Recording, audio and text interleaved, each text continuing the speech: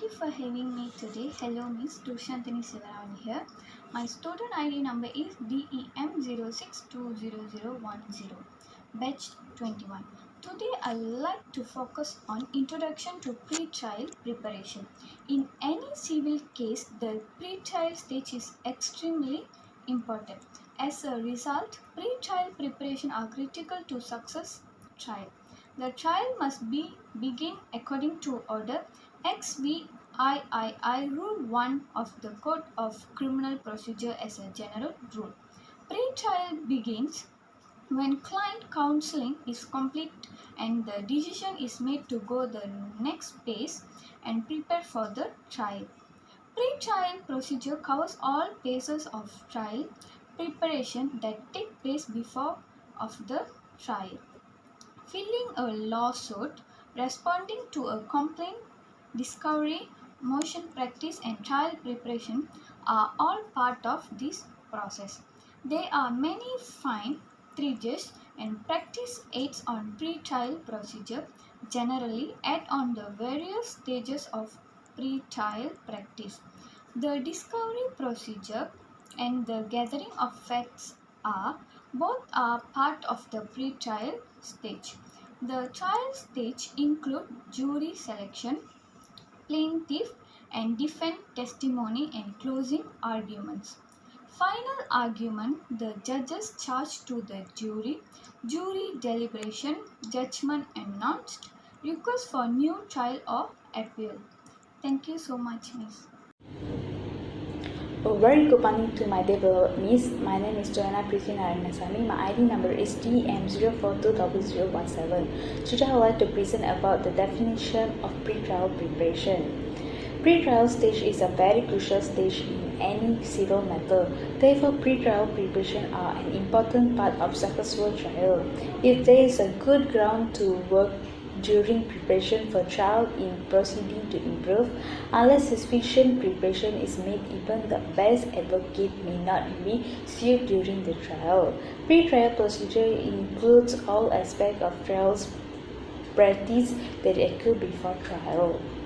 These stages include filing a lawsuit, answering a complaint, discovery, motion practice, and trial preparation.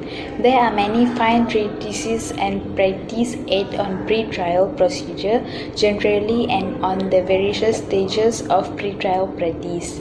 That's all from me, Miss. Thank you for your time. Thank you for listening my video. Thank you, Miss. Have a nice day. Hello, Miss and Karthika Nadarajan, and my ID number is DEM06200083. Today I am going to present about role of lawyer in pre-trial preparation. Litigation attorneys, also known as litigation attorneys or trial lawyer, represent and defend in civil lawsuit. They manage all phases of the litigation from the investigation, reading and discovery through the pre-trial, trial, settlement and appeal process. 3. Tasks can vary based on the nature of the dispute, the experience of the attorney, and whether he is representing the plaintiff or the defendant. 3. In the case of pre-trial, the weeks immediately preceding trial are a time to wrap up discovery and prepare for court. Litigators consult with an advised client, retain expert witness, attend pre-trial conference and develop trial strategies. Based on the facts and evidence, they might also conduct pre-trial disposition of effect and key witness, prepare evidence to be used as trial exhibit and draft and argue pre-trial trial motions such as those dealing with the admissibility of certain evidence at trial. Thank you. My name is Akshay. My ID number is DEM05200019. Today I'm going to talk about prosecution technique, characteristics. First, if you are a plaintiff, you will start first. You can call witnesses or testify yourself. You must also produce your documents for you and your witnesses to identify. Next, you and your witnesses can be cross-examined by the defendant. After cross-examination, you may re-examine the witness to explain what he or she had said during cross-examination. You cannot bring up additional issues that was not raised during the cross-examination. After you have called all your witnesses, the defendant will then start his case by calling his witnesses and by repeating the same process.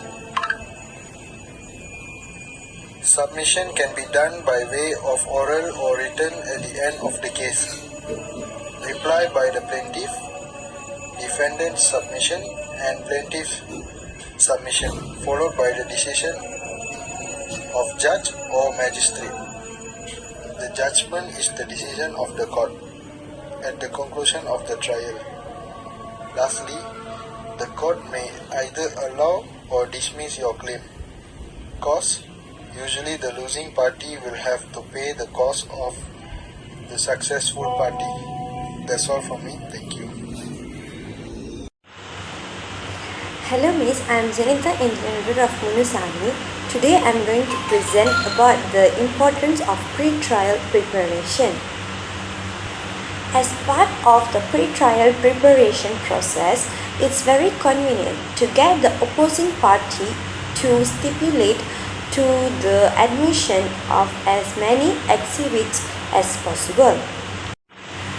This avoids having to go through the foundation process during trial and provides the opportunity to have the exhibits marked into evidence before the opening statement. Also, the pre-trial preparation process provides the proper time for preparing motions. If opposing counsel will not agree to the motions, then file them simultaneously with the pre-trial memorandum.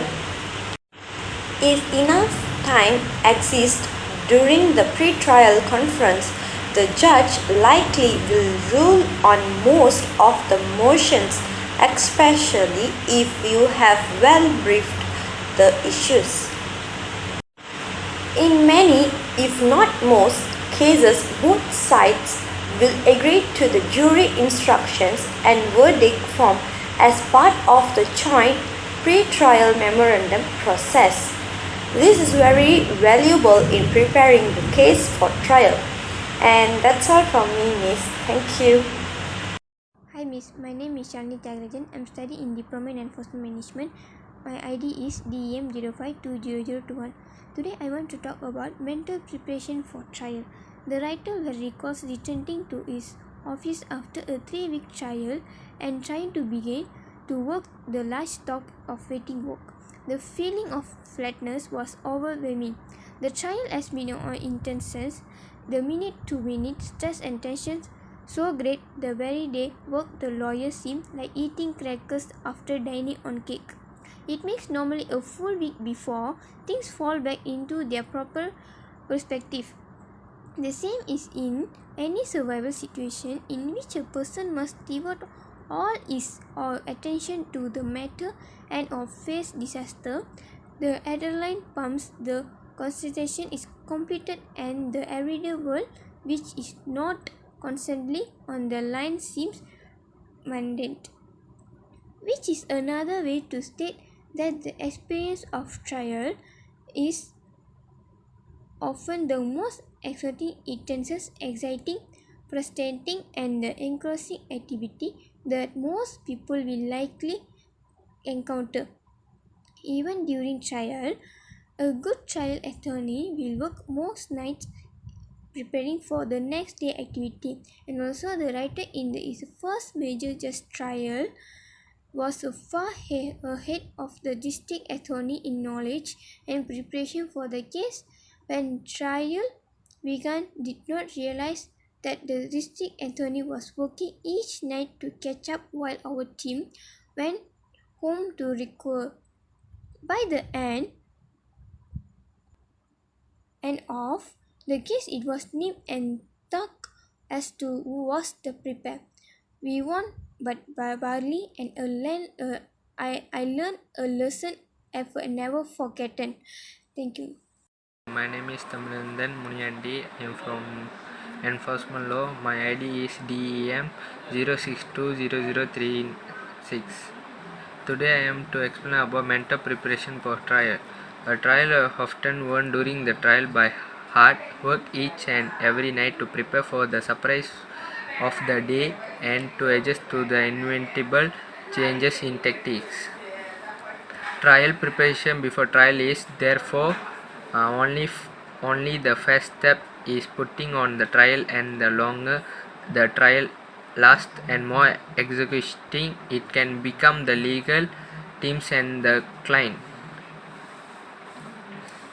Sleep each night is vital. Exercise if possible, or as on client put it, this is the big game and I am in training, right? Thank you so much. Hi, my name is Niveda Sri, Doctor of Subramani, DEM 0520062. Today I want to explain about prosecution technical conclusion. In civil trials, one person or party has reached the conclusion that there are outstanding disagreement or dispute with another individual. To initiate the process of a civil trials, individuals are required to file a complaint within the court of appropriate jurisdiction. General and Anthony will file the complaint in the court jurisdiction along with a motion requesting the admission of evidence to plaintiff complaints